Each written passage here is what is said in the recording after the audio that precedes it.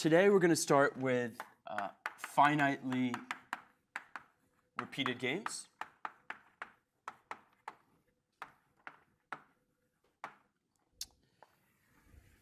And I want to just start with a really simple example, and we'll actually play a game together, and then we'll develop the general theory of this. So let's recall the standard prisoner's dilemma game, where each player had two choices. They could either cooperate with the other player, or they could defect. And the payoffs that we wrote down are going to be 2, 2, 3, -1, -1, 3, 0. And what we saw in this game is that for both players, defecting is a strictly dominant strategy. So if the opponent cooperates, I'm better off if I defect, because 3 is better than 2. And if the opponent defects, I'm still better off if I defect, because 0 is greater than -1. But so far, we've assumed that this game is played only once. And in reality, a lot of interactions take place over time. You play a game with someone, you see what happens, then you play the game again. Then you see what happens, then you play the game again. And today, we're going to study what happens and how our conclusions change when we're in this kind of repeated situation. So let's start with a really simple example. Let's play the prisoner's dilemma 3 times. So how does this work? You're going to simultaneously play the game. Then both players observe the actions that were taken. Then the game is played again.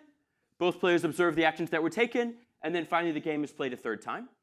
And we'll assume that your payoffs in this grand game are just the sum of your payoffs, or maybe the average payoffs across the games.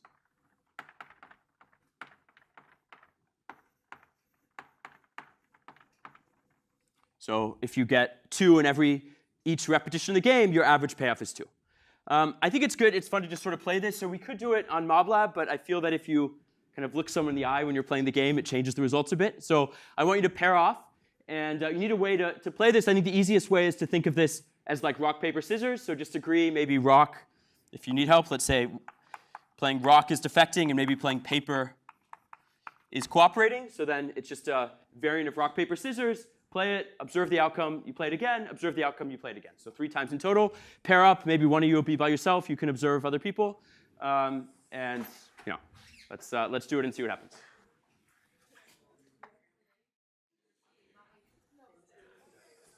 All right, so let's see I'm curious how people did. So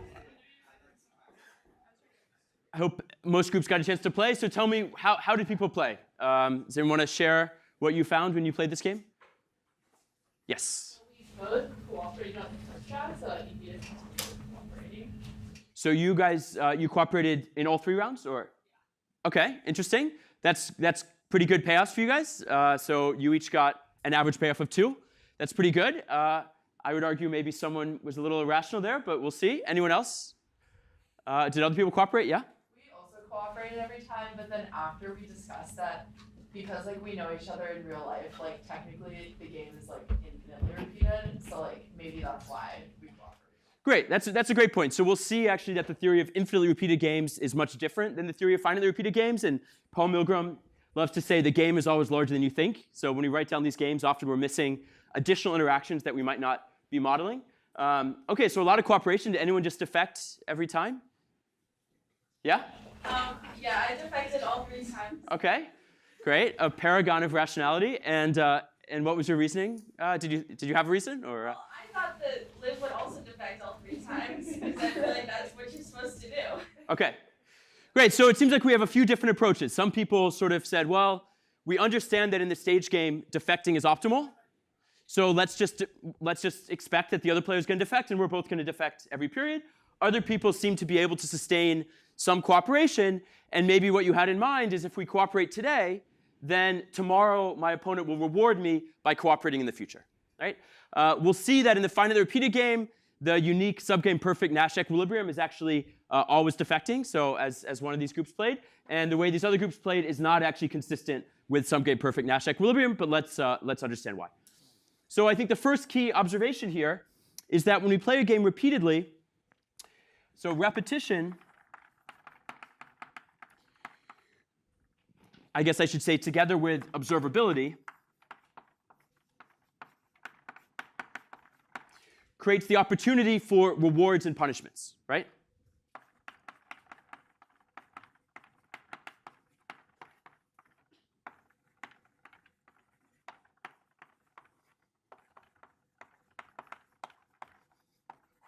I think what some of you might have thought is maybe if I cooperate today, I'll be rewarded and my opponent will cooperate with me in the future and I'll get some benefit from that. Or conversely, if I defect today, my opponent might punish me by defecting in the future.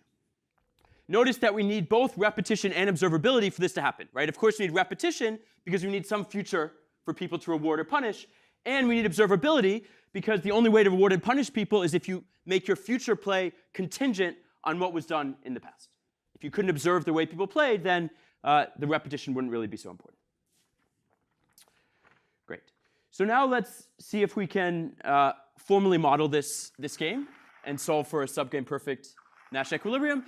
The 3-copy version actually gets a bit messy, so let me just go over the 2-copy version, and then we'll generalize from there. So let's imagine that the game is played twice. So maybe I'll say this is Prisoner's Dilemma times 2.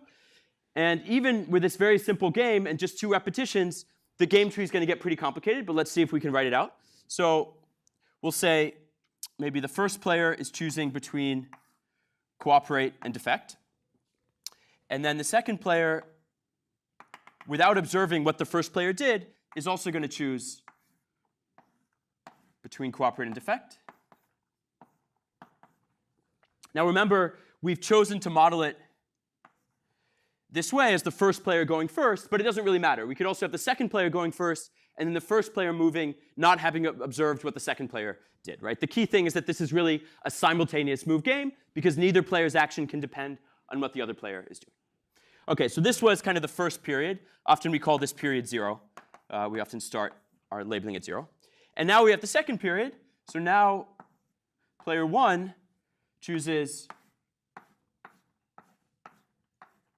between cooperate and defect.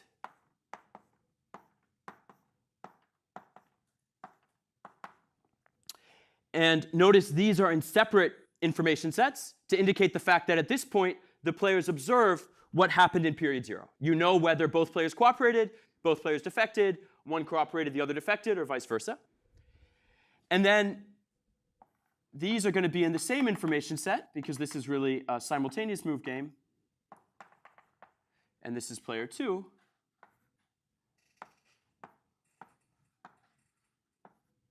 And player 2 chooses cooperate or defect.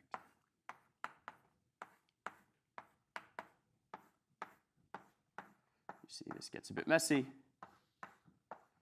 And I think you see the pattern. And then I could write out all the payoffs, but that's going to be a bit time consuming, so I won't write out the payoffs. So we want to understand what are the SP&E of this game. And what's the first question we always ask when we try to solve for SP&E? Well, first we have to identify the subgames, right? That's always step 1. So how many subgames, maybe I'll write down here, this is period 1. So which nodes of this tree start a new subgame? Well, there's one easy answer. It's this node. I don't know if I have colored chalk today. I'll just use arrows. So this node starts one subgame that's just the entire game. That's easy. And what other nodes start subgames? Well, we know that if a node is going to start a subgame, it has to be by itself. If a node is with another node in the information set, that node can't start a subgame, because that goes against the definition of a subgame. And it has to be a decision node. So it can't be any of the terminal nodes. It can't be any of the nodes that are in multi-node information sets. So actually, we immediately see that it's just these 4. So what we see is, first, let's look at the subgames.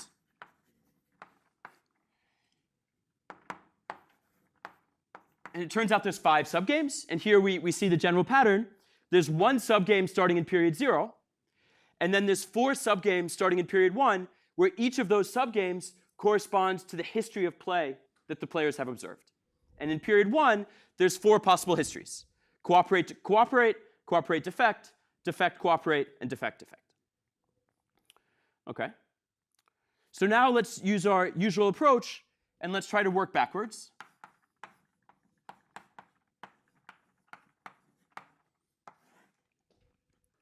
So let's start with our smallest subgames, the subgames that come at the end. And in the subgame starting here, if we're looking for a subgame perfect Nash equilibrium, the restriction of the strategy profile to this subgame must be a Nash equilibrium of this subgame, right? So how must we play in this subgame to be consistent with Nash equilibrium. Defect, right? Because we know, maybe I'll do it here, that if we fill in this game,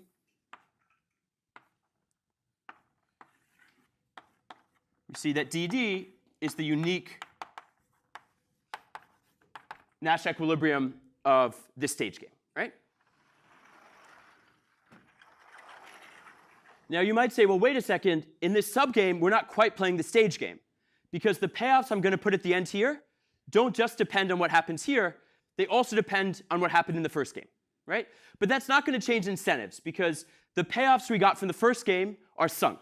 We've already got those payoffs. So the only effect that my play has today is on the game that we're playing today, right? The fact that we add in yesterday's payoffs doesn't change the return to my actions. So indeed, we must be defect here. And the same reasoning says we have to be defect here, and defect here, and defect here. So what we've seen is that in each of the stage, maybe I'll say the stage period 1, or yeah, in each of the period 1 subgames,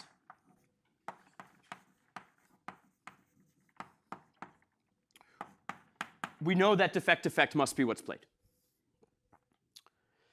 And now let's go to the period 0 subgame.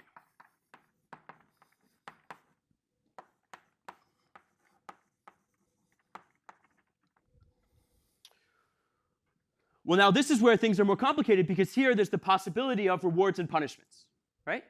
But I argue that in this period 0 subgame, we still must both play defect in period 0. Why is that? What would happen if we weren't playing defect? What's the key observation here? Well, I guess the first thing I'd point out is we don't have any rewards or punishments. Why? Because we've already computed what happens in the period 1 subgame, and what we've seen is that both players are going to play defect in period 1 regardless of what was done in period 0. So because the future play is independent of the past play, there's no scope for rewards and punishments. So this is kind of an important point.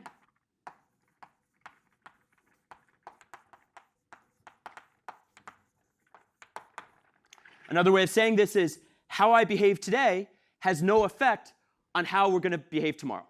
Because whatever we play today, the same behavior DD is going to be played tomorrow. So how should I play today?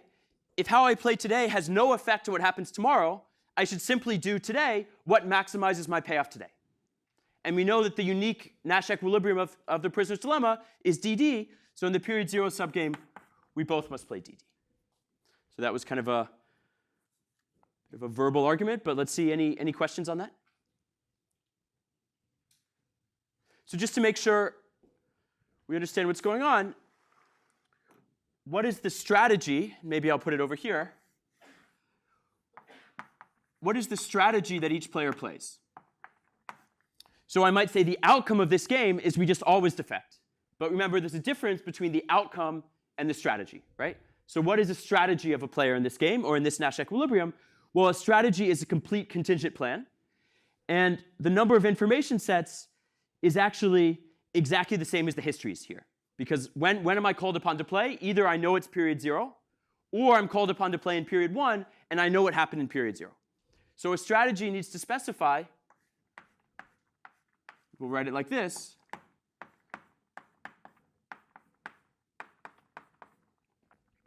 So we have one spot for each possible information set. Notice if we look really carefully at the game, then the information sets for player 1 are this node, this node, this node, this node, and this node. The information sets for player 2 look a little different. It's this dotted line, this dotted line, this dotted line, this dotted line, this dotted line. But we can really think of them as being the same. Because in both cases, the player either were in period 0 or we're in period 1, and all we know is what happened in the first period. So the fact that player 2 comes later and it's dotted versus not, it doesn't actually change things at all. So what is the Nash equilibrium, or the subgame perfect Nash equilibrium we found? It looks like this. This is a full description of the strategy. So it says, initially, before we've played it all, I'm going to play defect. Then in the second period, or I was the first period, the second, in the next game, if I observe that we both played CC last game, then I'm going to play defect. If I observe that we played CD, I'm going to play defect. If we observe that we played DC, I'm going to play defect. And if DD, play defect. So this specifies a complete contingent plan in the game.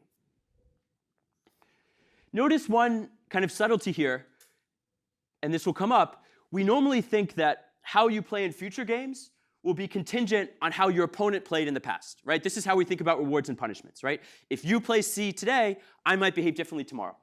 And that's possible.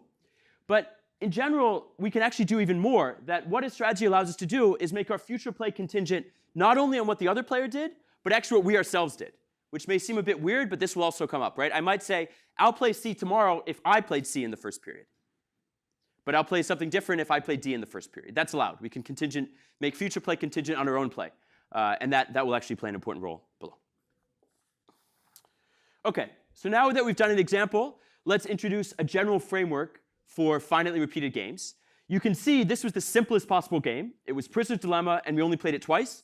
And already, the extensive form got really messy. So we're not really going to draw any more extensive forms, and we're going to introduce special notation for repeated games that's a bit more convenient. So maybe I'll call this the general framework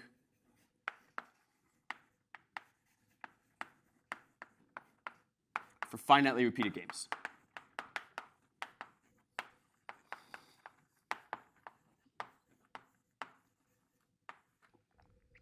All right, so what's the first ingredient? Well, the first ingredient is the game that we repeat, right? So this is called the stage game. So in our example, the stage game was the Prisoner's Dilemma, but it could be any simultaneous move or any strategic form game. And we're going to call the stage game, we're going to specify it like this.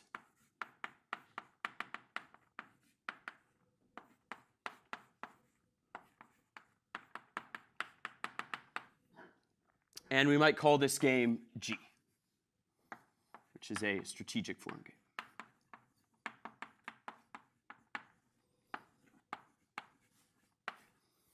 So what does this say? It says in the stage game, player 1 can choose any action from the set A1. Player n can choose any action from the set an.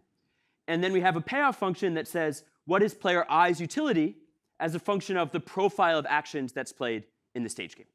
And we specify that function for all players I equals 1 through n. Now we might call the stage game G. And this is just a strategic form game. You may notice, though, that the notation is a bit different. In the past, early in the course, when we wrote a strategic form game down, what was different about the way we wrote it down? We used different notation here. Remember? These A's are different, right? Before we wrote S's, we had S1 up to Sn. And we can think of these as basically the same, playing the same role as the S's, but we don't want to get confused between strategies in the stage game and strategies in the grand repeated game. So now I'm going to change notation a bit, and I'm going to call what we do in the stage game an action rather than a strategy, but that's just terminology. So here, before we said C and D were strategies of the stage game. Now we're going to say that C and D are actions in the stage game, so that we can keep track of what a strategy is in the full game. OK? Then we have to specify the timing. And remember, this is finitely repeated. So we're going to say that time goes, we're going to start time at 0, and that'll be a bit convenient. We'll see a bit later.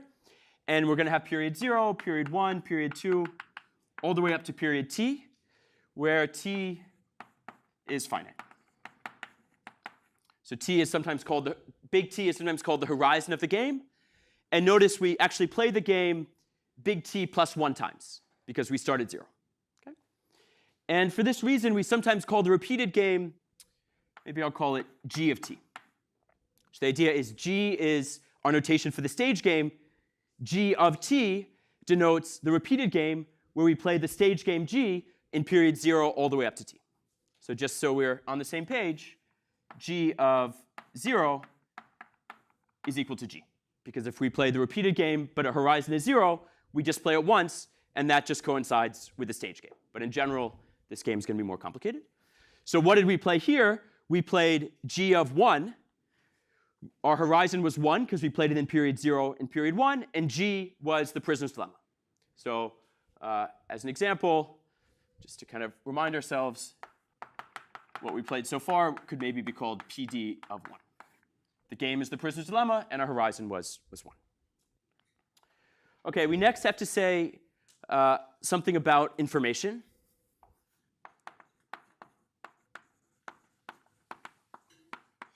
And what we're going to assume is that past actions are observed.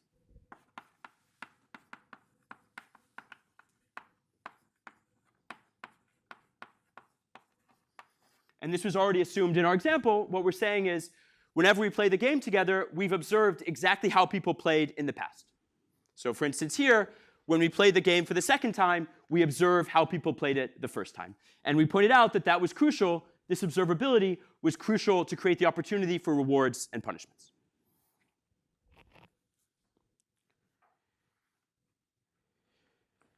And now we have to say what our payoffs are.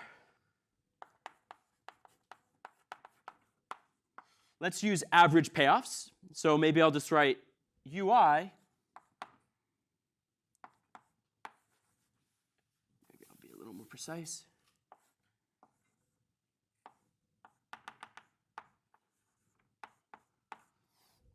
So what I'm saying is, let's say I'm player I, and this is how we play. Or this is the outcome of the game. In period 0, we play the action profile A0. And all the way into period T, we play the action profile AT. I want to write down what is the payoff of player I.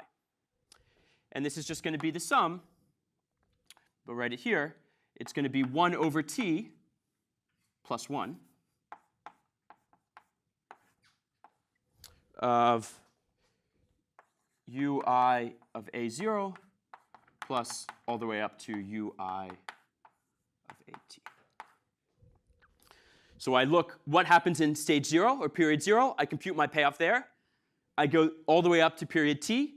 I compute my payoff there. Altogether, I have T plus 1 terms. And it's convenient to just divide it by T plus 1. That doesn't have any effect on incentives. We can always scale utilities however we want.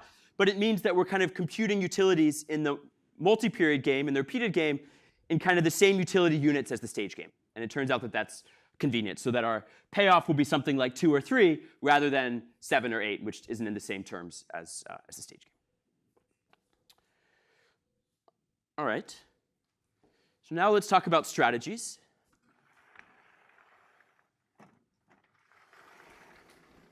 And before we define strategies, let me just make one note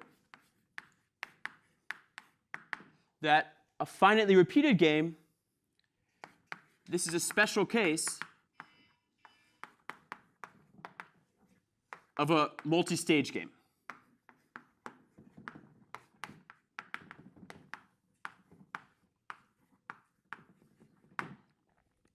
Remember, in a multi-stage game, we separated the game into stages, and in each stage, some subset of players moved simultaneously, having observed what happened in previous stages. This is a special case because the subset of players who move is always all the players, and the game they play is always the stage game. So more generally, in a multi-stage game, the stage game could vary over time. We might play a different game in period 0 as we do in period 1. This is a special case in that we always play the same stage game in every period. So because this is a multi-stage game, what does that tell us we can apply? Let's just sort of keep in mind, why might this be useful for us? What's a general result we know about multi-stage games?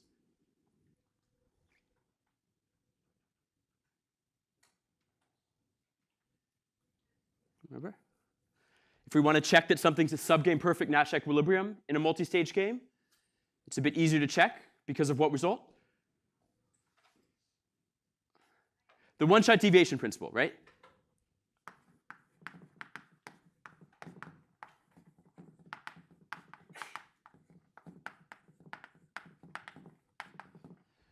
So the one-shot deviation principle gave us an easy way to verify that a given strategy profile was, in fact, a subgame perfect Nash equilibrium. The one-shot deviation principle applies to any multi-stage game. And finitely repeated games are a special case of multi-stage games, and therefore, the one-shot deviation principle applies to these games as well. And we'll use that fact below. OK, so now let's define what a strategy is. Let's say for player I.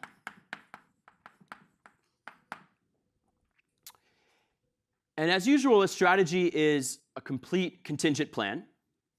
So we have to say how player I will behave at every possible contingency player I finds herself at. Again, let's separate this into periods. We have period 0, period 1, to generic period t, and then eventually we get to period t.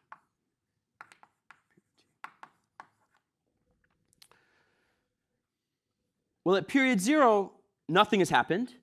So we just have the trivial history. So at period 0, my strategy must say Si of the empty set in AI. So my strategy Si is going to say, what action do I take in period 0? Well, at the null history. We haven't observed anything. Nothing has happened so far. So we're going to use the empty set to denote the history in period 0. Then in period 1, we need to specify Si of H1. This is going to be an action in AI. And we have to specify this for every history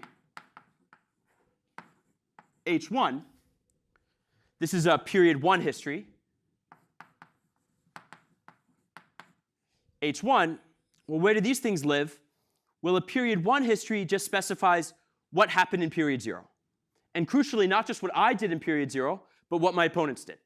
So this is going to be an element of A. It's going to be an action profile. Remember A, let me write, is A1 up to AN. So what this says is in period 1, as player I, I'm going to choose some action to play.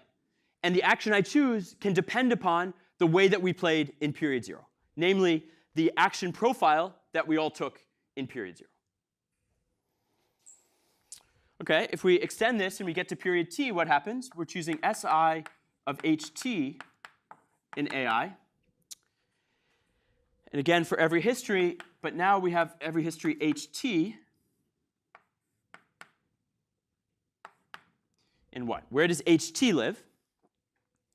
Well, in period t, I observe how everyone behaved in period 0, in period 1, all the way up to period t minus 1. And altogether, that's actually t periods. So this is going to be in AT. It might be a little confusing why it's AT, because it only goes up to t minus 1. But remember, we started at 0. So actions profiles in 0, 1, 2, all the way up to t minus 1. There's t of those altogether. And then we could go down to t. So maybe if we wanted to say, really, to be really formal here, what is it? A strategy Si is a function that specifies what player I does at every possible history. So maybe we could write this as a function from the union from t equals 0 to t of AT to AI.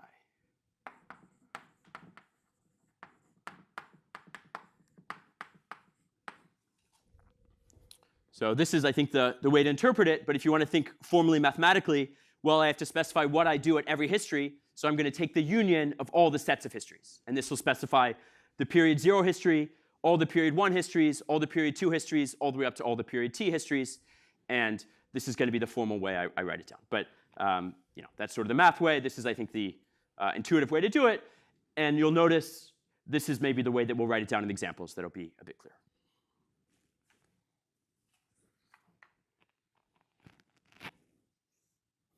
All right, any questions on the setup, on how we've defined a finitely repeated game? Yeah. Just a question. So for that game, for the prisoners, the one with 2 rounds. Yeah. It just so happened that both players had like identical strategies, but normally we need to specify 2 of those. Exactly right. So I should have said, yeah, this is strategy SI. Exactly right. So the equilibrium, good point. So the equilibrium that we solve for has to be a strategy profile. So maybe I would say it's actually S1 equals S2 equals this. Yeah, great. Thanks for clarifying. That's a symmetric equilibrium. We could also have potentially asymmetric equilibria. Yeah, great. Any other questions? All right. So now we want to understand what's kind of special and what happened here. we wrote down this model thinking that there would be maybe a potential for cooperation using rewards and punishments, where people might play differently early on in the game, anticipating what happens later on in the game. But then we looked at the prisoner's dilemma, and we found that didn't happen. We always just played the Nash equilibrium of the prisoner's dilemma every period. So let's try to understand how general that phenomenon is. And that'll be what our first result tells us. So one special property of the prisoner's dilemma is that the stage game only has one Nash equilibrium. It had a unique Nash equilibrium. And we'll see that when the stage game only has a unique Nash equilibrium, that puts a lot of structure on the subgame perfect Nash equilibria of the repeated game. So let's state this theorem. So let G be a strategic form game. This is going to be our stage game.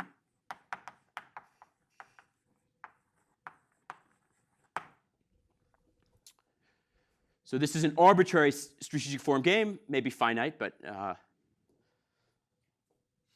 don't think we need finiteness. If this game G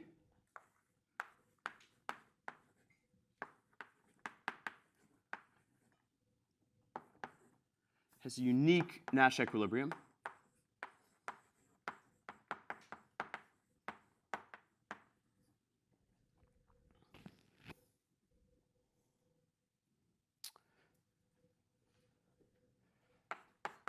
then, okay, so we've started with an assumption about our stage game, and we've assumed that our stage game G has a unique Nash equilibrium. We want to draw a conclusion about the repeated version of this game. And we actually want a conclusion to hold no matter how finitely many times we repeat it. So I'm going to say then, for every horizon t, the game G of t. So I'm going to finish my sentence, but let's just make sure we see what we're doing. We've started with a single game G. We've made an assumption about it, that it has a unique Nash equilibrium. And now we're going to draw a conclusion about the t repeated version of this game for every horizon t.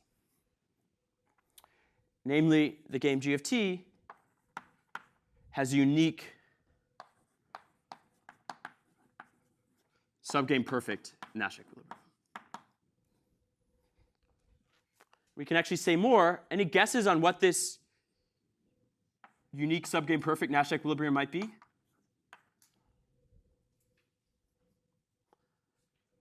Yeah? It's G's Nash equilibrium. Exactly. And we have to be a little precise. So, the set of strategies is a bit different, though, in this game. So let's be a little, so can you say that a bit more precisely?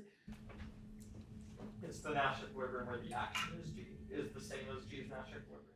Yeah, so I would say it's the strategy profile where we play the Nash equilibrium of G at every history, right? But there's a key point there that we can't just say it's the Nash equilibrium of G because the set of strategies in G are different. So namely,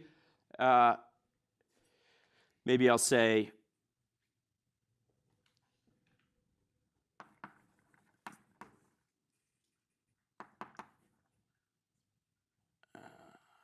maybe I'll give notation. Maybe that would be nice. So unique Nash equilibrium, let's add some notation, A star. So I'm just giving a name to the unique Nash equilibrium. This is an action profile. Then this has unique Nash equilibrium, namely S of H equals A star for every history H. So now we're sort of formalizing what you said. A strategy in the repeated game has to say how we play, a strategy profile needs to say how every player plays at every history. And we're going to specify that whatever the history is, we all follow the Nash equilibrium profile.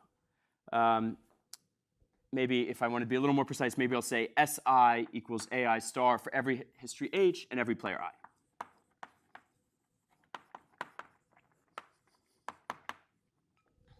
So if I'm player I, what do? I have to specify what I do at every history. What am I going to do? Just what I'm supposed to do in the Nash equilibrium of the stage game. And in particular, this strategy is history independent. How I play does not depend on how I played in the past or how other people played in the past. And this means we don't really have any rewards or punishments.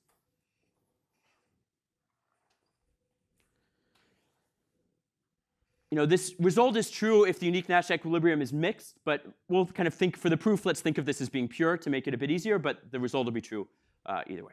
So let's try to prove this.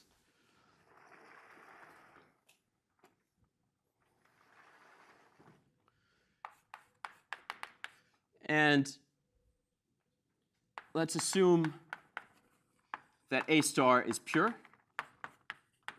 Just to make the proof easier, the result goes through, but we haven't really talked about mixed strategies, and we don't really want to get into that. So let's just say that this unique Nash equilibrium is pure. Let me be clear. I'm not saying that it's not enough to just say it's unique among the pure Nash equilibrium. I'm saying it's there's only one equilibrium, and that equilibrium happens to be pure. All right. Well, we basically want to replicate the argument that we used in the prisoner's lemma. So let's suppose that S star, or S equals S1 through Sn, is a Nash equilibrium, is a subgame perfect Nash equilibrium.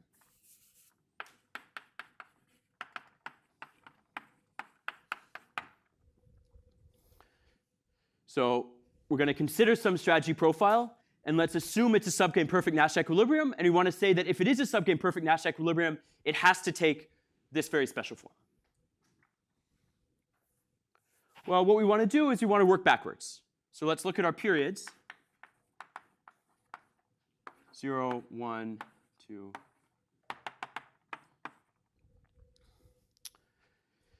And I'll give kind of a verbal proof. What do we know must be true within period t? How must we all play in the final period, period t? Yeah?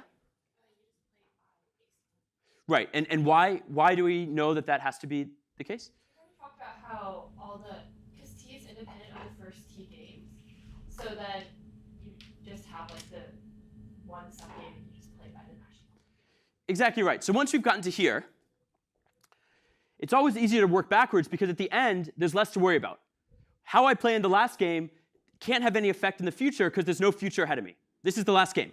So my only choice today is how do I want to influence my flow payoffs in the game today? And if this is supposed to be, if this is a Nash equilibrium of every subgame, well, what we know is that we must have S of ht equals ai star for every ht in at. So I'm saying whatever history we're at in this last period, period t, this history starts a subgame. We have to be playing a Nash equilibrium within this subgame, but this subgame is just the same as the stage game because there's only one. We're in the last period. All we're doing is choosing how to play the stage game once.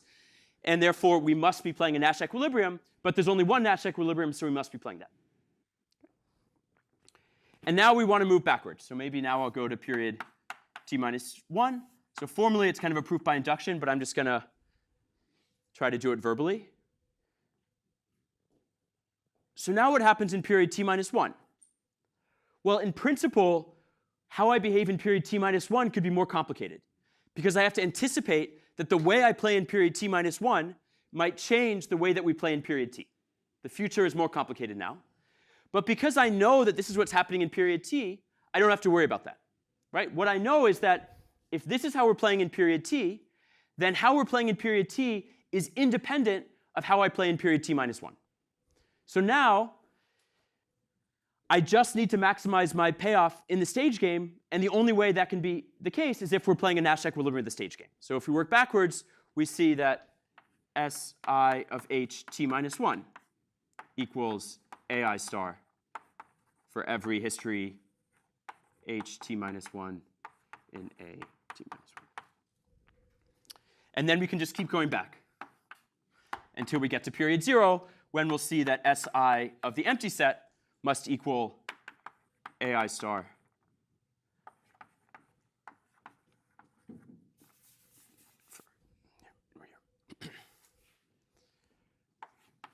But notice the ordering really was crucial. It was crucial that we knew what we were going to do in the future in order to figure out our incentives to play today. Yes? So the idea that in time t minus 1, because what happens when time t is already fixed, you just play natural for the subgame t minus 1 in and of itself, and then you just kind of like backwards. Yeah, so it's exactly backward induction, but I want to be careful when we say fixed. It's not just that it's fixed. What's crucial is that it's independent of the history. The crucial thing is that what we do in period t does not depend on ht. If it did depend on ht, then things would be more complicated, because what I do today could affect how we end up playing tomorrow. Because what I do today, I guess the key issue, and maybe we'll start over here. So maybe let's go kind of what's the key issue in repeated games? It's that my action, AIT, has two effects. It affects my flow payoff, namely UI. So if this is how my opponents are playing in period t, the action that I choose directly affects my flow payoff. But it also affects future play. Why? Well, AIT changes the history HS for all s greater than or equal to t. Because any subsequent history specifies exactly what happened so far. So if I behave differently in period 9, then the history that the players observe in period 10 is going to depend on what I did in period 9. And in particular, that might therefore change actions.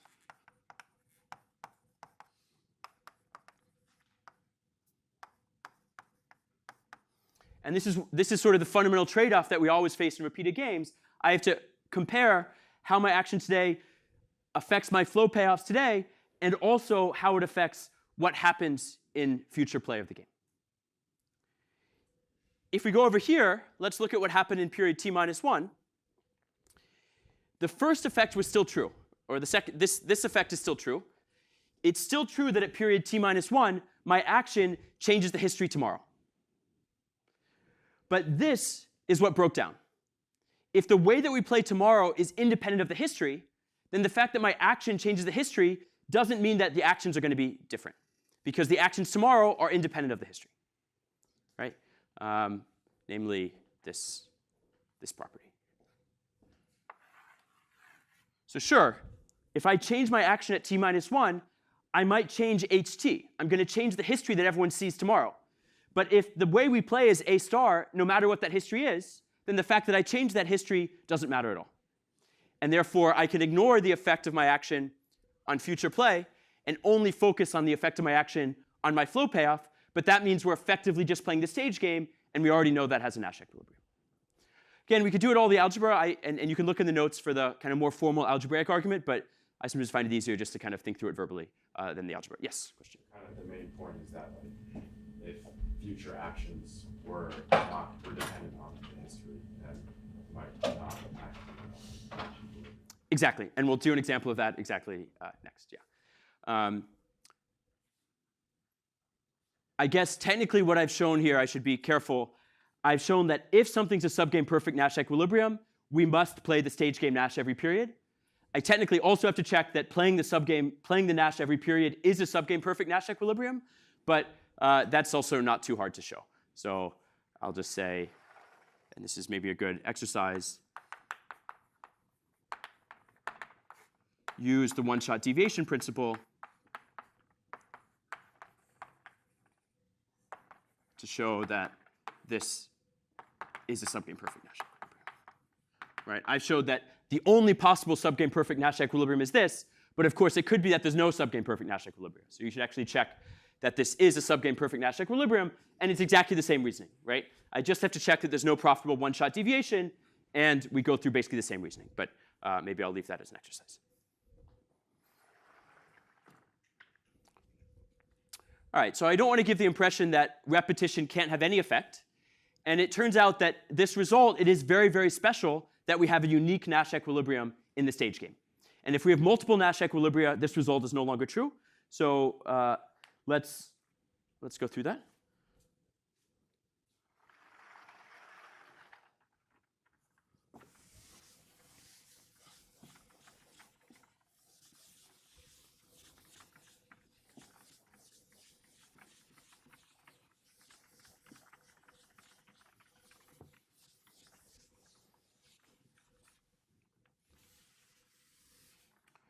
So let's go through maybe the oldest game that's been formalized is we're going to study the stag hunt.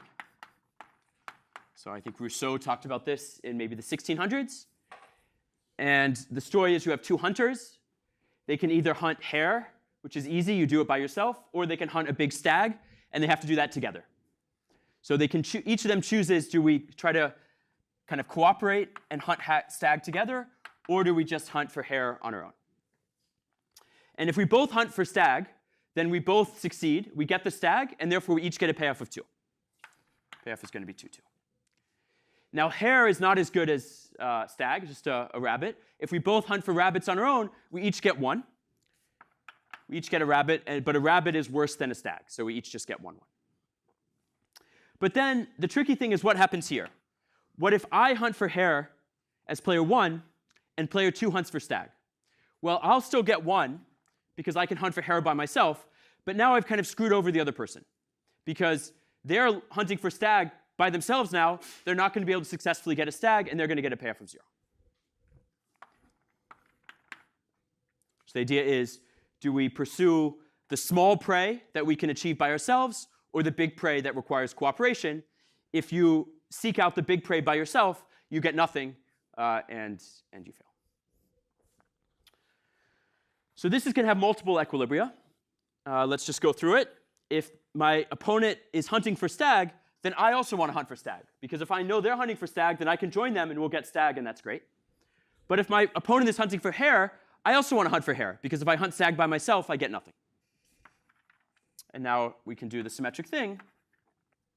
And Rousseau didn't really write it out quite this way, but he was trying to make the point that the nature of society can have a big impact. We can be a society of stag hunters who do really well because we all trust each other, or we can be a society of hare hunters who don't do as well, and these are both consistent and stable courses of action. Of course, he didn't have the notion of Nash equilibrium, but he talks about this in his book in the 1600s. But for our purposes, the key point is that this has 2 Nash equilibria, namely SS and HH.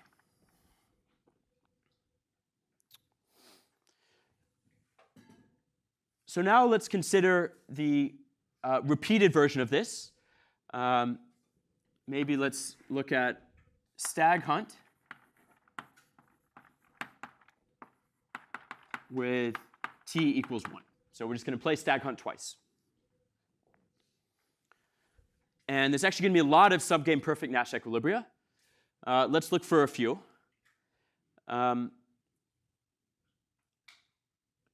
Let's first look for subgame perfect Nash equilibria, where I might say there's no rewards and punishments.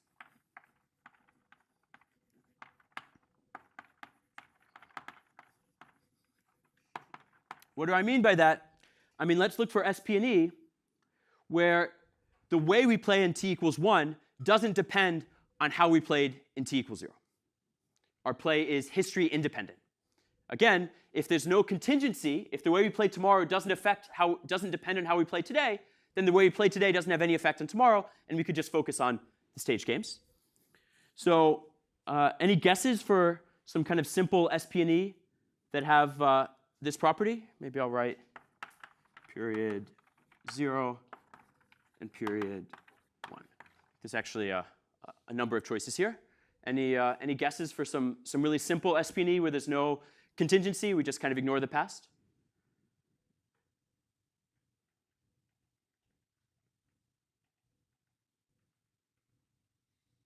Well, one thing we could do is we could just always hunt Stag. We know that's a Nash equilibrium of the stage game. So maybe I'll be a little informal, and I'll just write, we could do SS, SS. So formally what I mean is, in period 0, we each hunt Stag. And in period 1, we each hunt Stag regardless of the history in period 0. So remember, if I really formally wrote out the strategy here, I'm actually saying SS at 4 different contingencies. Right? Great. So that's one thing we could do. Is this a subgame perfect Nash equilibrium? Well, yes, because in period 1, we're each playing a Nash equilibrium. That's great. In period 0, how I play today has no effect on what happens in period 1. So all we need to check is that I'm playing a Nash equilibrium today, and indeed that works out. So here's one. Any other examples of SP&E that don't have any rewards or punishments? They don't have any contingencies? Yeah? We could always hunt hair, right? So again, in each of these subgames, it's obviously a Nash equilibrium. We just have to check that it's a Nash equilibrium of this main subgame. But because the way we play tomorrow doesn't depend on the way we play today, it's a Nash equilibrium, we're good. I'd argue there's actually even some more. Any other things we could do? Yeah? Would you hunt Stag in the first period, both of you, and then hunt hares in the next one? Exactly. Thursday? Great. So you might think, wait, oh, this has punishments because we're playing differently tomorrow. But no, punishments are about making what we do tomorrow contingent on what we do today. So what I'm saying, or what our friend here is saying, is we both hunt Stag today. Tomorrow we hunt hare, but we hunt hare whatever happened today. If we both hunted hare today, we hunt hare tomorrow. If we both hunted Stag today, we hunt hare tomorrow. If it was SH or HS, we still do hare tomorrow. So again, there's no contingency, and we can go through it. Clearly, a Nash equilibrium of this subgame, and then clearly a Nash equilibrium here, because all I care about is my flow payoffs, and SS is a Nash equilibrium of the stage game. And then as you pointed out, we have one final one where we do HH and SS. And maybe if I want to be more precise, what I mean at every H1. Right? That's when I write this down, I'm really specifying 4 things. I'm saying at every history H1, there's 4 of them, SS, HH, HS, SH. This is what happens. So here we have 4 subgame perfect Nash equilibria that involve no rewards or punishments, and they're pretty easy to analyze. But now we want to see if we can do a little more. Any questions on this before we move on? OK. So now maybe I'll go to this board.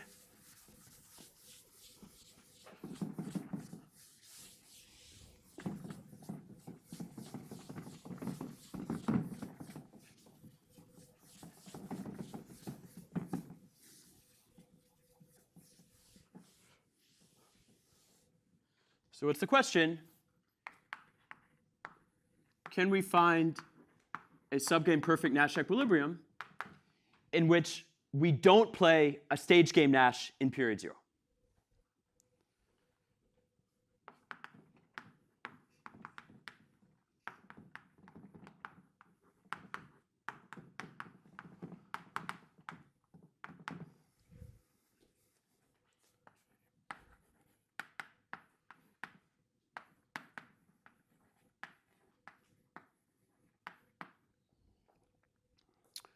So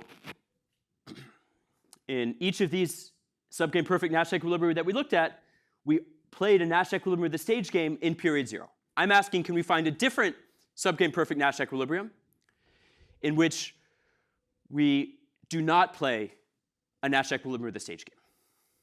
So let's just try to think through this. Well, we might say, wait, that's impossible. We can apply our theorem, but why can't we apply our theorem here? Our theorem told us there's only one subgame perfect Nash equilibrium. We already found multiple, so something's going on. So why doesn't the theorem apply to this setting? Yeah? Because it doesn't have a unique Nash. Exactly right. Our theorem was only applied to games or stage games with unique Nash equilibria. This stag hunt game has multiple Nash equilibria, so our theorem doesn't apply. Of course, just because the theorem doesn't apply, it doesn't mean that the conclusions aren't true, so we have to be careful, and that's what we're going to do here. OK, so we're looking for a subgame perfect Nash equilibrium in which we're not playing a Nash equilibrium of the stage game in period 0. So what does that mean? Let's just write out what that means. If we're not playing a Nash equilibrium, then that means some player, what can they do in period 0? That means some player can deviate in period 0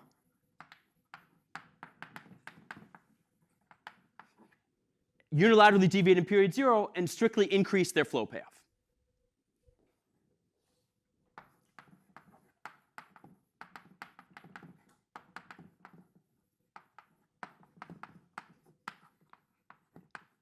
So I realize when I say flow payoff, I just mean the payoff you get in that period. So often we talk about stock and flow. What I mean here is each of these things are flow payoffs, and this is maybe your total stock payoff. Well, now we have an issue. We're looking for a subgame perfect Nash equilibrium. If it's a subgame perfect Nash equilibrium, in particular, it's a Nash equilibrium, so no one should be able to profitably deviate. But I've already said that some player can deviate in period 0 and strictly increase their flow payoff. So how can we resurrect this as a subgame perfect Nash equilibrium? What has to happen if this player deviates in period 0 and strictly increases their flow payoff? This can't be profitable, but it increased the flow payoff, so what must happen? Yeah? Maybe in a future one, would it be that flow payoff is this one, right? This. Yeah, so I'm behaving differently today. I'm increasing my payoff today, but we don't want this to be profitable. So what must happen in the future? I think you're on the right track. It must be profitable then. I must be punished in the future, right? So if the player deviates today, they're increasing their flow payoff, but this is not supposed to be profitable in the entire game. It must be that the deviation they consider today that increased their flow payoff today eventually comes back to bite them, because they're eventually going to be punished in the next period. So what must be true? So this deviation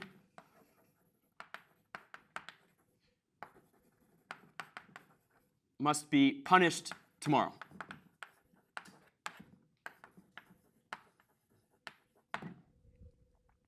And this is exactly the intuition that I think we all have from just human affairs. If your friend does something that's selfish and hurts you or benefits them today, tomorrow you might punish them by behaving differently, right? And that's a way of deterring them from engaging in this action today. Maybe this is a negative view of human affairs. I don't know. But this, I think, does happen. Certainly between firms colluding, this happens. All right, so this is all kind of abstract. Now, what's tricky is we need to punish the deviation tomorrow, but we know that tomorrow is the last period. And we know that in the last period of a game, we have to be playing a Nash equilibrium of the stage game, because this is kind of a key property. In the last period, there's no future, so you must be playing a stage game Nash. So we need to punish you tomorrow, but we can only punish you by playing a Nash equilibrium. So this seems a little tricky. But the key is that we have multiple Nash equilibria. So we can punish you tomorrow. How? By playing a different Nash equilibrium.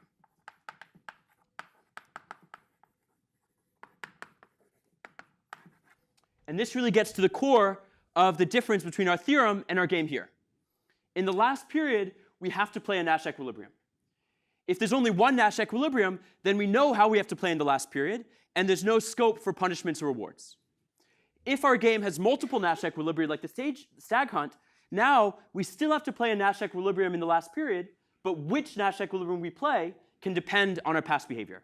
So there might be a good Nash equilibrium that can serve as a reward, and a bad Nash equilibrium that can serve as a punishment. So let's try to go through that. So the idea is we want a good Nash equilibrium as a reward. Things could be a bit more complicated. A Nash equilibrium could be good for some people and bad for others, but let's start with this really simple case. And a bad Nash equilibrium as a punishment.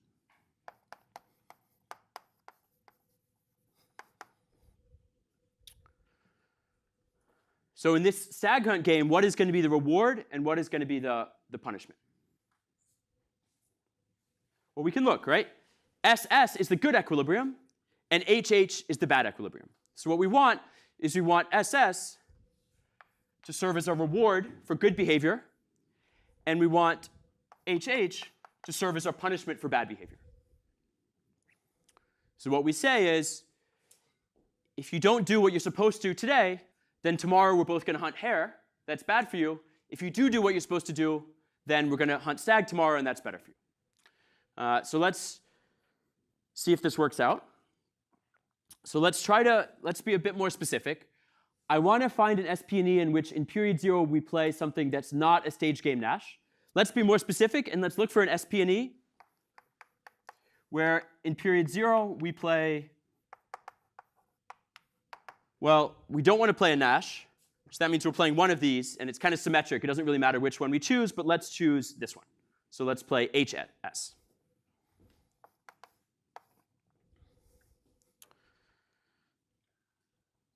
So let's try to fill in our table. I think this is kind of a good way to go about it. So let me kind of remember, I think the hardest thing about sometimes finding equilibria is figuring out what kind of object they are, like how many positions, how many things you have to fill in. So let's kind of make a blank table, and then we'll gradually fill it in and try to construct our subgame perfect Nash equilibrium. So what is our table going to look like? Well, we have our histories. We have the empty history. And then we have 4 histories after that. We have SS, SH, HS, and HH. So to be clear, these are period 0 histories. And these are period 1 histories. And then for each history, we have to specify how player 1 plays and how player 2 plays, right? So let's put player 1 here and player 2 here, and maybe let's put in kind of a spot. So just to be clear, when I'm asking to solve for an SP&E, I'm asking to specify 10 things. 5 things for player 1 and 5 things for player 2. Because player 1 has 5 information sets and player 2 has 5 information sets, and I'm looking for a strategy profile. So the goal is to fill this in such a way that we get a subgame perfect Nash equilibrium in which this is what happens in period 0. So we first have a very easy thing to fill in. We want this to happen in period 0. So we're going to fill in HS. Right? And now HS is just written this way. So it's player 1 followed by player 2.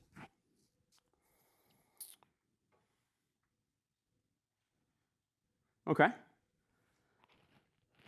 So now we need to fill in what happens in period 1 to try to make this a subgame perfect Nash equilibrium. So the first observation is that whatever we do in period 1, at every history, it must be a Nash equilibrium. Because we know in the last period, the subgame is just the same as the stage game, because there's nothing else that comes in the future. So what we're choosing basically is we need to, it's almost like a kind of a word search. We have HH and SS. These are our Nash equilibria.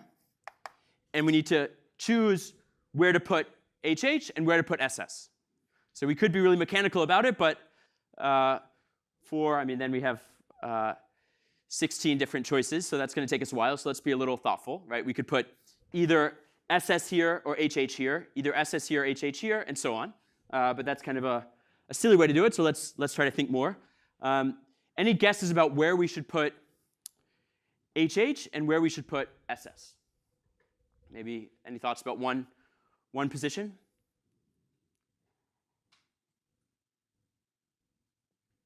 So if we have HH, if we have SS, then both people cooperated and we wanted to still get. So SS goes under SS. I'm not so sure. So let's understand, right? We want a subgame perfect Nash equilibrium where we play HS in the first period, right? So you might be thinking we want SS, but we're trying to get people to play HS in the first period. So you said put SS under SS? So if we put SS under SS, that would make it appealing to play SS today, right? So let's think. So say again? Then HH should be under SS. Right. Exactly. So let's actually start. Let's start. I think this is the kind of easy. Let's start here. Okay. We're trying to encourage people to play HS today, right? So we want to reward them if they do play HS today with a good equilibrium. So let's reward them by playing SS tomorrow. Now I want to be clear. When we're computing repeated game equilibria, it's very tempting and it's very convenient to think about choosing an action profile rather than just an action. So I'm saying we're going to play SS tomorrow.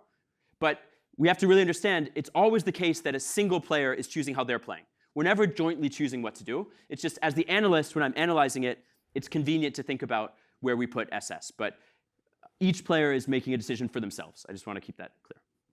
OK, so what we've set up so far is we've made it so that if we play HS, which is how we want people to play, we want this to be a Nash equilibrium, we're going to be rewarded tomorrow by playing SS. We also need to think about punishments. Let's try to punish the players if anyone unilaterally deviates. So if player 1 unilaterally deviates, what happens? Player 1 is supposed to play H. If they deviate, they play S. And therefore, the history is SS. So because SS is a history that could result from a unilateral deviation by player 1, in order to punish that, we want to put HH here.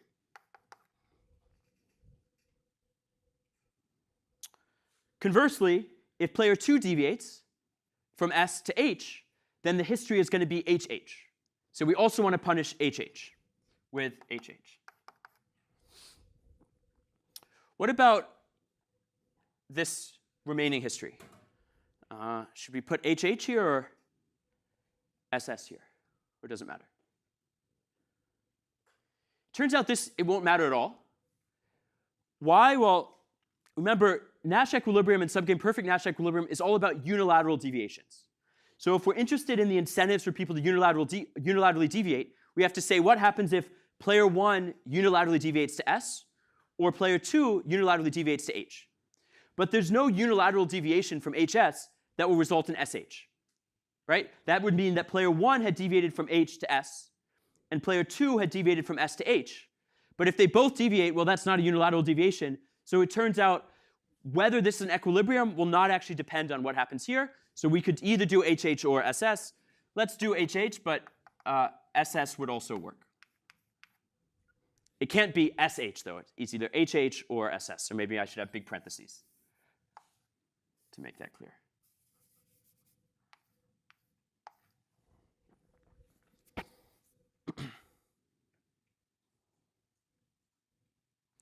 OK, so now let's try to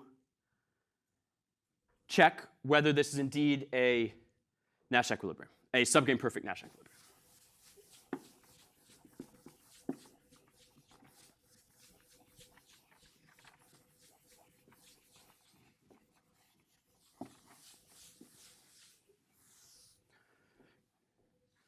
So maybe I'll call this star. This is our strategy profile. We're not playing a stage game Nash in period 0, but we claim that this is still an SP&E. So I claim that star is a subgame perfect Nash equilibrium. Now there's a lot to check. We have to check that this forms a Nash equilibrium in every subgame. So we have to check all 5 subgames.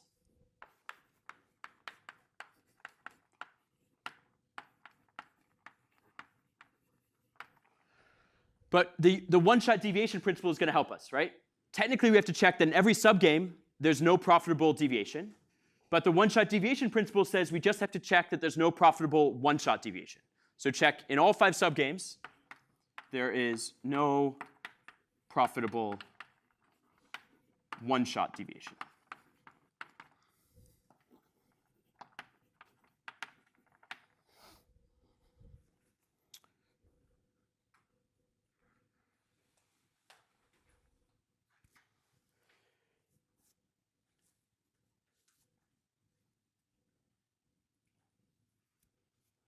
So the period 1 subgames are pretty easy, but let's just do one of them to check as an example.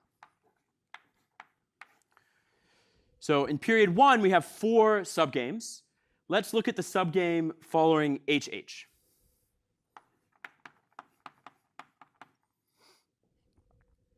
Just to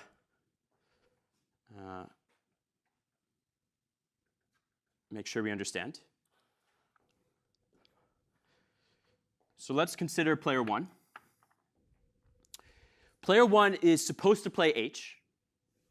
At history HH, player 1 is supposed to play H. So let's compare 2 things. what happens if player 1 plays H, and what happens if player 1 plays S. So let's understand what I'm doing here. I'm contemplating a one-shot deviation by player 1 at history HH. I'm saying, suppose we're at history HH, and player 1 unilaterally deviates. Instead of playing H, they play S, and we want to compare the payoffs. Okay?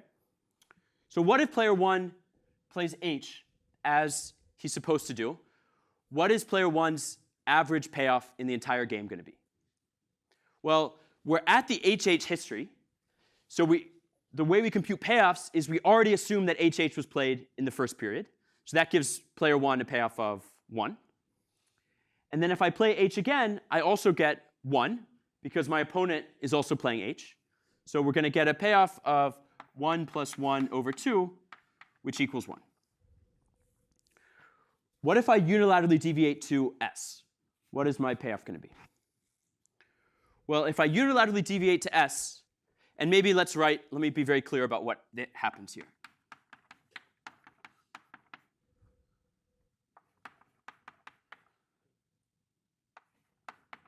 So if at history HH, I do what I'm supposed to and I play H, and my opponent also plays H, then this is what our payoff is going to be. The path of play is HH in period 0, HH in period 1, and my payoff is an average of 1. If I unilaterally deviate to S, then after history HH, I unilaterally deviate to S, but my opponent stays at H, which means my payoff is now 1 plus 0 over 2, which equals 1/2. And indeed, deviating is not profitable. So what I've checked is there's no one-shot profitable deviation for player 1 at HH. I actually have to do that 8 times because there's 4 histories and 2 players, so it's a bit of a mess, but it's not too hard to check that that's going to work out. So now let's go to period 0. This is where I think the action is.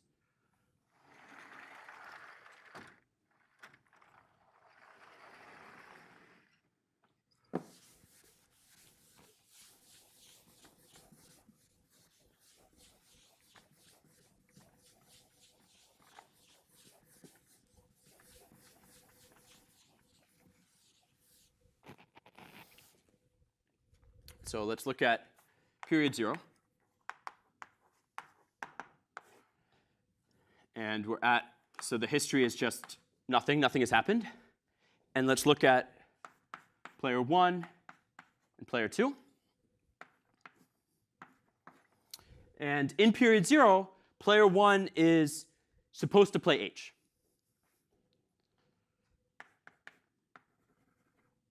But they could also play S. And player 2 is supposed to play S, but they could also play H. So to check that neither player has a profitable one-shot deviation, I need to say, what if player 1, instead of playing H as they're supposed to, one-shot deviates to playing S at this history, and then follows their strategy from there on out? And ask the same about player 2, and check that these deviations are not going to be profitable. Okay? So I think that the first thing, before we can compute payoffs, is figure out what happens. So if player 1 does what they're supposed to and plays H today, then what's going to happen is we're going to get HS today, followed by SS tomorrow. Right? This is what's supposed to happen. And the same is true down here. If player 2 does what they're supposed to, we get HS followed by SS. But what happens if player 1 unilaterally deviates to SS? Then we get SS today, but then what happens tomorrow?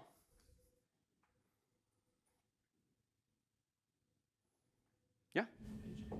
HH, exactly. And let's ask the same of player 2. If they deviate from S to H, then we're going to get HH today.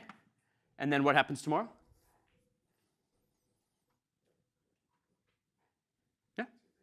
HH, right? So now we can exactly see what we were discussing.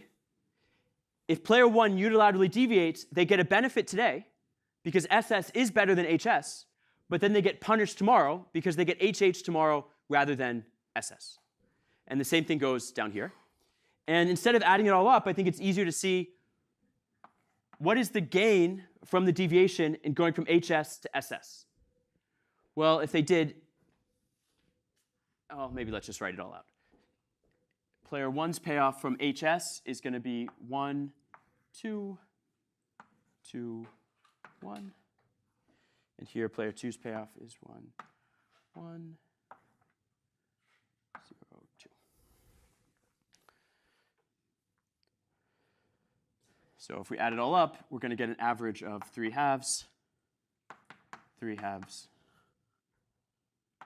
1, and 1. So I've just gone through and computed the flow payoff that player 1 gets in each situation, and then I've taken the average, and then I've computed the flow payoff player 2 gets in each situation, and then I've computed the average. And what we indeed see is that if player 1 unilaterally deviates, well, actually their payoff is going to be exactly unchanged, so it's not profitable. If player 2 unilaterally deviates, their payoff is exactly unchanged, so it's not profitable, and therefore we see that these deviations are not profitable, and we're done here.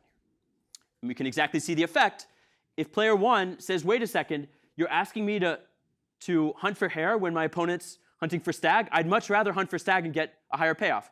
Indeed, your flow payoff would jump up by 1. It would jump from 1 to 2 if you deviated. The problem is that tomorrow, you're going to be punished with HH, which reduces your payoff by 1. So the punishment you experience tomorrow is just large enough to offset the gain you experience today, and therefore the deviation is not profitable. And the same happens for player 2. OK, let me stop there, and I'll see everyone on Thursday.